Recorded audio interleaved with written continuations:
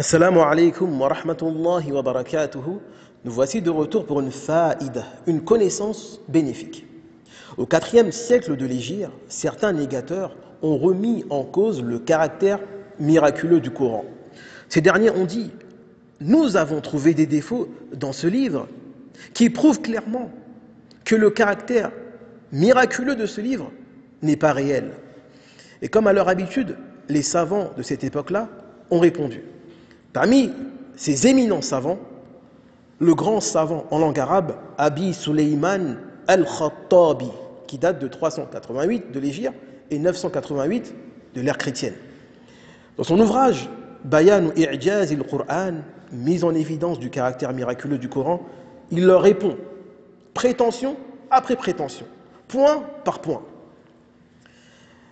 Parmi les défauts que ces derniers prétendent avoir trouvés dans le Coran, ils disent que dans Sourate Yusuf, verset 17, Allah subhanahu wa ta'ala a dit « قالوا يا أبانا إن ذهبنا نستبق وتركنا يوسف عند متاعنا فأكله الذئب وما أنت بمؤمن لنا ولو كنا صادقين » Ils dirent « Ô notre Père, nous sommes allés faire une course et nous avons laissé Joseph auprès de nos effets et le loup l'a dévoré. Tu ne nous croiras pas, même si nous disons la vérité. » Où est le défaut pour eux? Le défaut pour ces derniers réside dans l'utilisation du verbe « fa'akalahu zib » akala. Ils ont dit « akala » est un verbe trop général qui s'utilise pour tout type d'animaux, et même pour les humains. Alors que ce qui est connu chez les Arabes, c'est d'utiliser un verbe bien particulier pour les prédateurs. Ici, nous sommes en présence d'un prédateur qui est le loup. Et donc, le plus adapté, c'est de dire « faftarasahu » « iftarasa » qui est un verbe propre au prédateur. Et donc, cela serait plus éloquent. Donc ici, il y a un manque dans l'éloquence du Coran.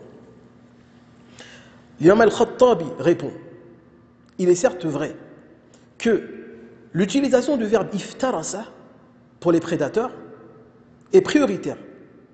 Cependant, nous devons prendre en compte le contexte.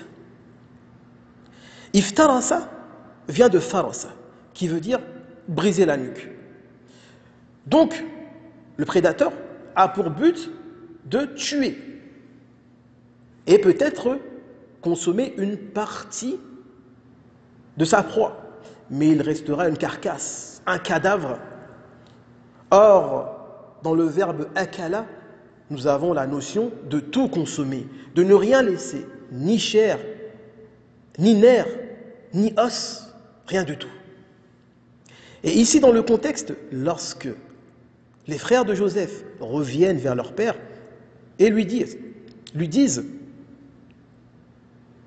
Nous avons laissé Joseph auprès de nos effets et le loup l'a dévoré. » L'utilisation de akala en arabe va signifier que le loup a tout mangé, il ne reste rien au père. Et donc de ce fait-là, ils ne se risquent pas à ce que le père leur demande la carcasse. Où est le reste de mon fils? Contrairement à l'utilisation d'iftarasa, qui veut dire en arabe que la proie a bien été tuée, mais il reste une carcasse. Donc ici, l'utilisation de akala est bien plus éloquent. Et ce qui prouve que les termes choisis par Allah dans le Coran sont miraculeux. Le Coran est miraculeux dans le choix de ses termes. Et ce dernier conclut, l'imam al-Khattabi dans son livre, que même cela est connu auprès des Arabes. Et il cite plusieurs vers de poésie. Nous allons en citer un seul, où il dit « Akala dhi'bu shah, fama taraka minha tamura » Le loup a dévoré l'agneau et il n'a même pas laissé tamura. Tamura, c'est la carcasse et tout ce qu'elle contient. Donc on voit bien que les Arabes connaissaient ce sens-là. Lorsqu'ils disaient akala pour les animaux, ça veut dire qu'ils ont dévoré totalement leur proie. Wallahu ta'ala a'lam.